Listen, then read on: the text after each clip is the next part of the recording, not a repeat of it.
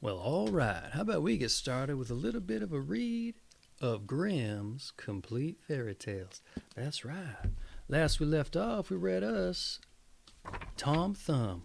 And now we're going to jump in to Tom Thumb's travels. That's right. Oh, but let's set the mood first, shall we?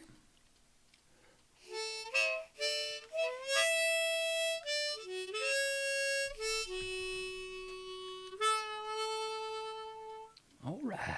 That's right. Tom Thumb's travels.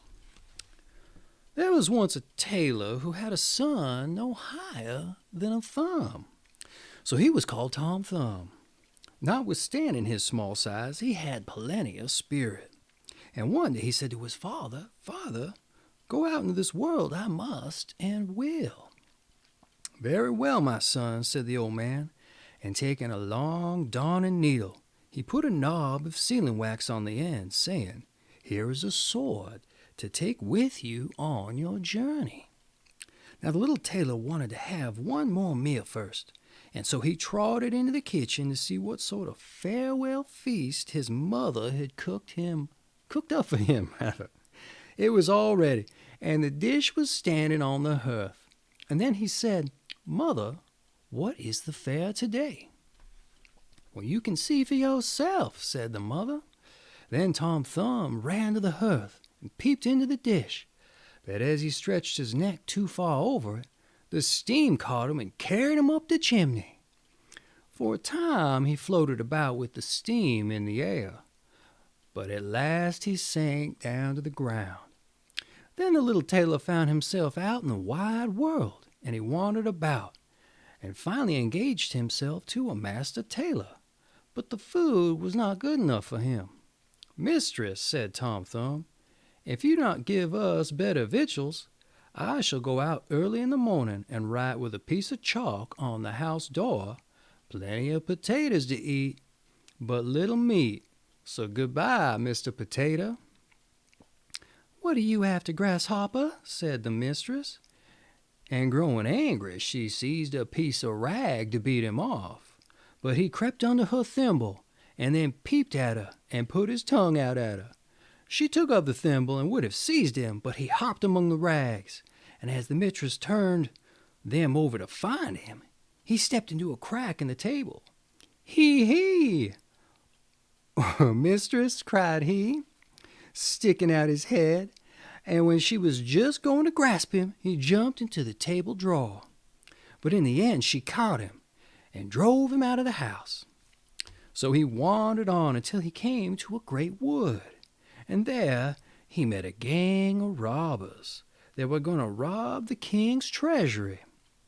When they saw the little tailor, they thought to themselves, "Such a little fellow might easily creep through a keyhole and serve instead of a picklock."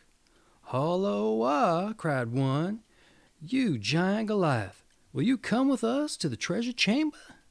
You can slip in and then throw us out the money."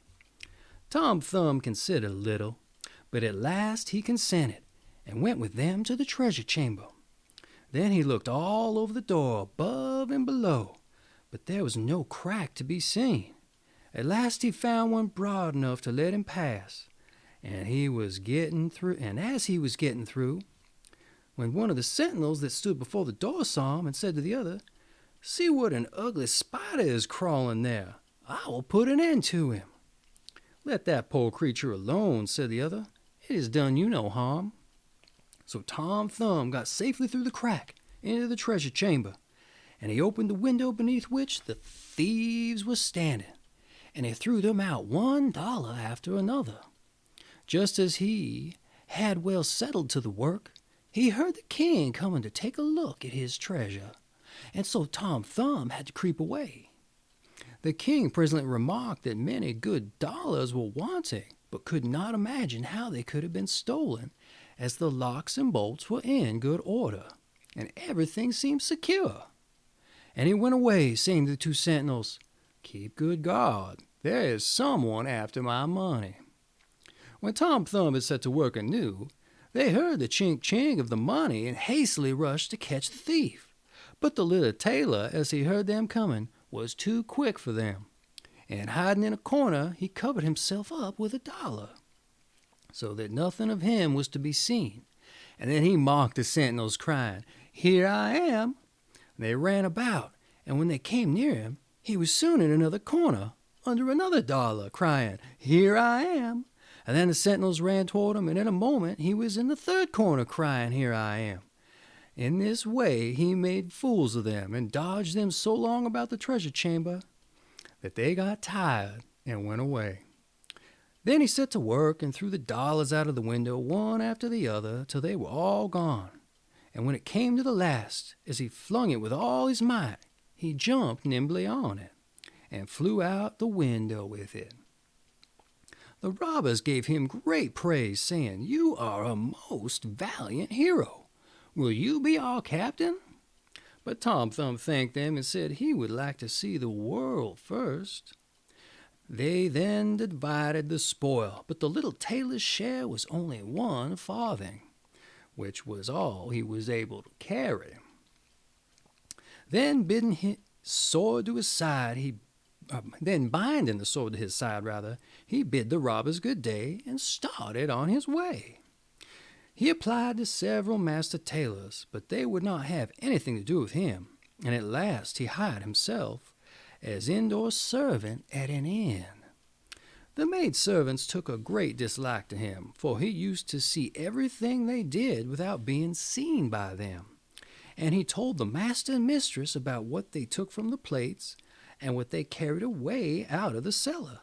And they said, "Wait a little, we will pay you out," and took counsel together to play him some mischievous trick. Once, when one of the maids was mowing the grass in the garden, she saw Tom Thumb jumping about and creeping among the cabbages, and she mowed him with the grass, tied it all together in a bundle, and threw it to the cows. Among the cows was a big black one who swallowed him down without doing him any harm. But he did not like his lodging. It was so dark, and there was no candle to be had. When the cow was being milked, he cried out, "Strip, strap, stroll, when will the pail soon be full?" But he was not understood because of the noise of the milk. Presently the landlord came into the stable and said, "Tomorrow this cow is to be slaughtered." At that Tom Thumb felt very terrified, and with his shrillest voice he cried, "Let me out first. I'm sitting inside here." The master heard him quite plainly, but could not tell where the voice came from. "Where are you?" asked he. "Inside the black one," answered Tom Thumb, but the master, not understanding the meaning of it all, went away. The next morning the cow was slaughtered. Happily, in all the cutting and slashing, he escaped all harm, and he slipped among the sausage meat. When the butcher came near to set to work, he cried with all his might, "Don't cut so deep, don't cut so deep. I am underneath." But for the sound of the butcher's knife, his voice was not heard. Now poor Tom Thumb was in great straits, and he had to jump nimbly out of the way of the knife. And finally he came through a whole skin, but he could not quite get away. And he had to let himself remain with the lumps of fat to be put in the black pudding. His quarters were rather narrow, and he had to be hung up in the chimney in the smoke, and to remain there for a very long while.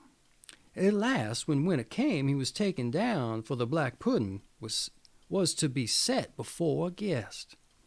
And when the landlady cut the black pudding into slices, he had to take great care not to lift up his head too much, or it might be shaved off at the neck. At last he saw his opportunity, took courage, and jumped out. But as things had gone so badly with him in that house, Tom Thumb did not mean to stay there, but betook himself again to his wanderings. His freedom, however, did not last long. In the open fields there came a fox who snapped him up without thinking. "Oh, Mr. Fox," cried Tom Thumb, "here I am sticking in your throat. Let me out again." "Very well," answered the fox. "It is true you are no better than nothing.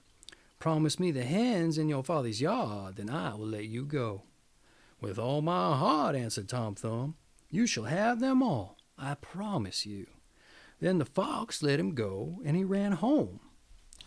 When the father saw his dear little son again, he gave the fox willingly all the hens that he had. "And look, besides, what a fine piece of money I got for you," said Tom Thumb, and handed over the farthing which he had earned in his wanderings, rather. But how, you ask, could they let the fox devour all those poor chicks? Why, you silly child, you know that your father would rather have you than the hens in the yard. And that has been Tom Thumb's Travels from Grimm's Complete Fairy Tales. Join us next time, and we shall read The Young Giant. That's right. Okay, let's take us out here.